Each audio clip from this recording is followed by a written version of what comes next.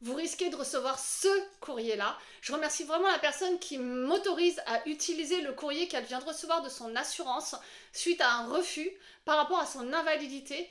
Et là, c'est vraiment très important que vous enregistrez cette vidéo, il faut la mettre en favori pour revenir dessus, et je vais vous montrer aussi quels documents il faut aller regarder pour savoir exactement où aller trouver cette information qui est cruciale.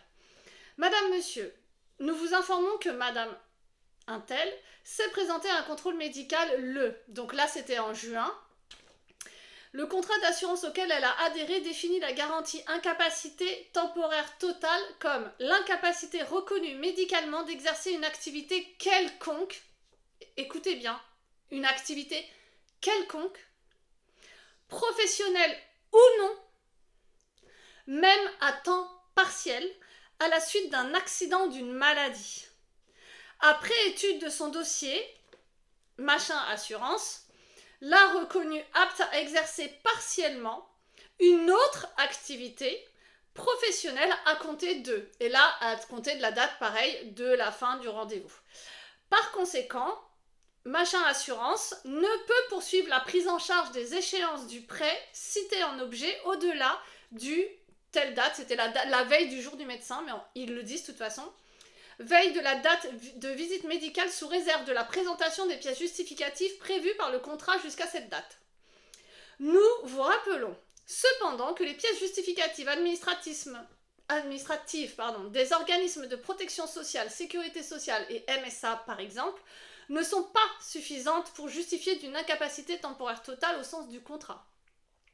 En effet, l'appréciation des médecins d'assurance se fonde sur la réalité de l'incapacité fonctionnelle, ce qui n'est pas nécessairement le critère d'évaluation de certains organismes de protection sociale. Nous vous remercions de bien vouloir informer de cette décision. Nous vous prions d'agréer, nanana. Donc, concrètement, cette dame est en invalidité catégorie 2 de la sécurité sociale, donc elle est évaluée à 66%. Mais là, le souci ne va pas être le taux, ça va être effectivement le fait que l'expert estime qu'elle peut travailler dans n'importe quelle autre profession. Et d'ailleurs, il le dit bien, professionnel ou non. Donc ça peut être aussi obtenir des revenus d'une activité, admettons, non professionnelle, peu importe, je ne sais pas trop comment il estime ça. Et même à temps partiel. Donc là, vraiment, ce qui est très important pour vous tous, c'est que sur vos contrats, vous avez cette fameuse fiche standardisée d'informations dont je vous parle vraiment régulièrement, sur laquelle vous avez plein de coches, donc sur le décès, l'invalidité, etc. Donc c'est coché ceci, c'est coché cela. Et quand c'est coché que c'est toute profession pouvant être exercée, vous n'êtes pas garanti à partir du moment où on va estimer que vous pouvez faire autre chose. J'en ai beaucoup parlé, je prends toujours l'exemple de mon carreleur, je sais pas trop pourquoi, peut-être parce que ça parle plus visuellement, le fait de plus avoir de genoux par exemple ou de jambes quand on est carreleur et que du coup là l'expert pourra toujours dire que il a qu'à faire du télétravail ce monsieur, et on en est là en fait. Et malheureusement ce courrier là, il est de plus en plus présent dans les dossiers quand on les récupère nous au bureau, parce que malheureusement la coche qui a été mise sur le dossier, c'est bien le fait de ne plus pouvoir exercer aucune profession quelconque, même à temps partiel. Donc forcément, on va toujours trouver effectivement le truc qui dit tiens, il a qu'à faire du télétravail, il a qu'à faire ceci, donner des cours, faire de la mise sous pli, enfin on peut tout imaginer de toute façon à l'heure d'aujourd'hui. Donc vraiment, relisez vos contrats. Je vous montre rapidement ce que c'est sur la fiche standardisée, là où il faut vraiment regarder, parce que là j'ai un autre dossier sur lequel on a ça aussi.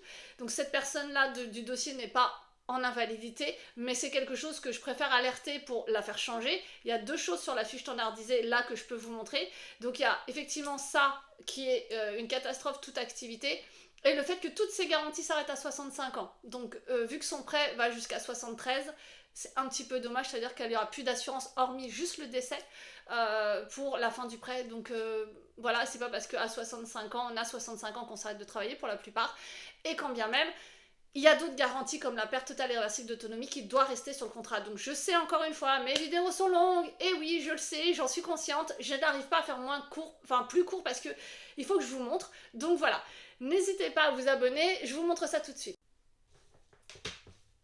Donc, la garantie invalidité permanente totale dénommée nanana, donc elle intervient après en invalidité dans le cadre d'une conséquence des suites d'une ITT.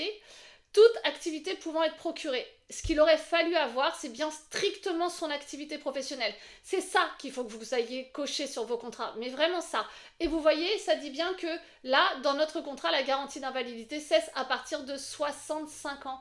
Non mais vraiment, relisez vos pièces, je vous assure, cette fiche standardisée d'information, vous l'avez tous, ça est transmis dès qu'on vous fait un devis, dès qu'on vous propose quelque chose, que ce soit les banquiers, les assureurs, les courtiers, ces fiches sont obligatoires, elles doivent vous être remises. Vraiment, relisez vos documents et changez vos contrats. Vraiment, changez-les en fait. Il n'y a pas de débat, c'est changez-les. Et même si vous imaginez qu'il vous arrivera rien dans la vie, vraiment, je vous le souhaite à tous. Mais au moins que vous soyez correctement assurés s'il se passe quelque chose et qu'on ne vienne pas évaluer que bon, on n'a qu'à faire autre chose parce que bah voilà, on trouvera toujours aujourd'hui hein, avec la digitalisation, avec les ordinateurs, avec tout ce qu'on veut. On peut tous changer de métier entre guillemets et se dire bon bah voilà, je peux rester chez moi et faire du télétravail. Non, si vous avez une profession, vous devez être évalué en fonction de cette profession. C'est très important, vraiment. Je vous souhaite une bonne journée.